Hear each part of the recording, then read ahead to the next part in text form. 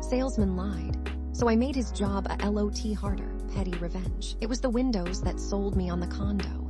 Floor to ceiling, overlooking a green space that was, according to the brochure, destined to be a vibrant community park. Reality was a bit less vibrant, more like a dirt patch with scattered weeds, but the windows themselves were stunning. Barely a week after I moved in, Gary showed up.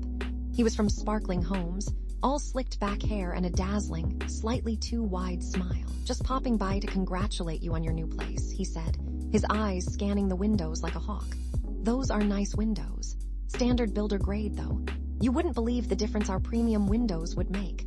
I was immediately suspicious. Salesmen who just pop by are never bearing good news. "I'm happy with these," I said, trying to politely usher him out. Gary wasn't easily deterred. He launched into a well-rehearsed spiel about energy efficiency, noise reduction, and UV protection. He claimed I'd save a fortune on my electricity bill, practically eliminate street noise, and protect my furniture from fading. He even had a chart, laminated and slightly dog-eared, comparing the measly R value of my current windows to the astronomical R value of Sparkling Homes' top-of-the-line models. And he added, leaning in conspiratorially, "We're running a special promotion this week only. 20 off, plus a free upgrade to argon gas filling. It's an unbeatable deal." I hesitated. The windows were nice, but the street noise was noticeable, especially at rush hour. And the promise of lower energy bills was definitely tempting. I called Mark. "Some window guy is here. He's being pushy. Says I can save money. Sounds like BS to me." Mark, ever the voice of reason, said, "Read the fine print, Sarah. Every single word. And don't let him pressure you." Gary, sensing my wavering resolve, pounced. "Think of it as an investment, Sarah. An investment in your comfort, your health, and your property value. This opportunity won't last." Against my better judgment and fueled by the allure of saving money and maybe a little by Gary's practiced charm, I caved. I signed the contract, vaguely remembering Mark's warning about the fine print. Gary beamed, slapped me on the back too hard, and promised the installation would be quick, easy, and painless. The installation was anything but. Bob and his crew, Jake and Mike, showed up a week later, looking harried and under-equipped. They were clearly rushing. The old windows came out with a disturbing amount of splintering wood and flying dust. They chipped the drywall around the window frames and scratched my brand new hardwood floors. They left for lunch after the first window, promising to be back, but I had to track them down. The real kicker was the window that nearly fell out entirely.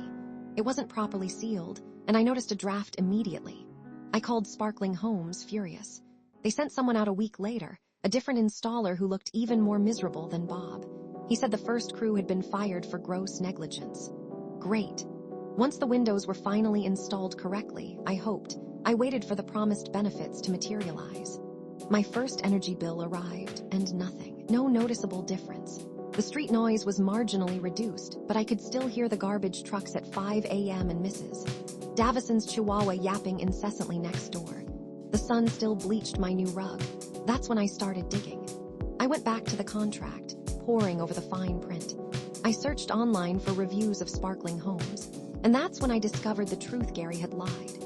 The special promotion was a permanent fixture. The energy savings claims were based on simulations done in a climate-controlled lab, not a real-world condo in a moderately sunny suburb. The window's lifespan was significantly shorter than he had implied.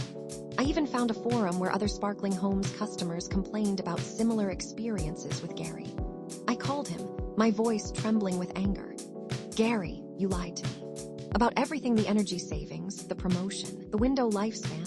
It was all a lie." He feigned ignorance. "Sarah, I have no idea what you're talking about. I'm sure there's been a misunderstanding. Maybe you're not using the windows properly."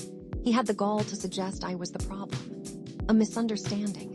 You specifically told me I would see a significant reduction in my energy bills. You said this was a limited time offer. You outright lied to get me to sign that contract." He became defensive. "Look, I'm a salesman. I'm just trying to make a living. If you're having issues, call customer service. It's not my department anymore." And then he hung up. That's when the simmering anger turned into a cold, calculating resolve. I wasn't going to let Gary get away with this. I couldn't sue him. The contract was carefully worded to protect Sparkling Homes, but I could make his life a living hell. And that's exactly what I intended to do. Phase 1: documentation. I meticulously documented every interaction with Gary and Sparkling Homes. I printed out emails, recorded phone calls legally, of course one party consent state, and took detailed photos of the installation damage. I had a file, both physical and digital, that would make any lawyer proud. Phase 2 condo association agitation. I started subtly planting seeds of doubt among my neighbors. Have you noticed any difference in your energy bills since the new windows went in? I asked casually in the elevator. I brought up the noise levels during condo association meetings. I offered to help Mrs. Davison understand her energy bill, highlighting the fact that it hadn't decreased at all since her sparkling home's windows were installed. I made sure to be subtle, never explicitly accusing Gary of anything, just raising concerns and letting the neighbors connect the dots. Phase 3, the referrals game. Gary had dangled a referral bonus in front of me, $50 for every new customer I brought in. Now it was payback time. I started sending him referrals, but not real ones. I used names from phone books in other states, characters from my favorite novels, even historical figures. I gave him fake phone numbers and email addresses. I imagined him spending hours chasing down these dead leads, his frustration growing with each wasted call. Phase 4, the inspection blitz. This was my masterpiece. I started scheduling inspections of my windows, claiming to have noticed the slightest imperfections. A tiny scratch on the frame, an almost imperceptible gap in the sealant. Gary had to come out and personally assess each and every one. I made sure to be incredibly demanding, pointing out flaws that only a forensic scientist could detect. I dragged out each inspection for as long as possible, asking endless questions and nitpicking every detail. During one of these inspections, I overheard Gary talking to his manager on the phone. He was clearly stressed. "I'm telling you, these windows are fine, she's just being difficult. No, I don't know why she's so obsessed with these minor details. Look, if I have to go out there one more time, I'm going to lose it." His manager's response was curt and unsympathetic. "Just handle it, Gary. We can't afford any negative publicity. And stop complaining." It was music to my ears. My actions were having a noticeable impact. Gary was becoming increasingly harried, his slicked back hair perpetually disheveled. He started avoiding eye contact with me. He even snapped at Mrs. Davison one day, which earned him a stern lecture from the condo association president. The condo association, fueled by the growing discontent among the residents, started putting pressure on sparkling homes. They demanded explanations, requested documentation, and threatened to file a formal complaint with the Better Business Bureau. I decided to escalate things. I filed my own complaint with the BBB, detailing Gary's lies and the company's poor installation practices. I also posted honest but scathing reviews of sparkling homes on several online review sites. I made sure to include specific details about my experience with Gary, highlighting his deceptive sales tactics and his lack of accountability. A few weeks later, I received a call from Sparkling Homes. They offered me a small settlement of a few $100s in exchange for signing a non-disclosure agreement. I refused the NDA. I told them I wasn't interested in the money. I wanted them to acknowledge what Gary had done and to prevent him from doing it to anyone else. They wouldn't budge on the NDA, so I accepted the settlement without it. I knew it wasn't a complete victory, but it was something. I heard through the grapevine that Gary had been pulled off high-value sales and assigned to less lucrative tasks. He seemed significantly less confident, his swagger replaced by a weary resignation.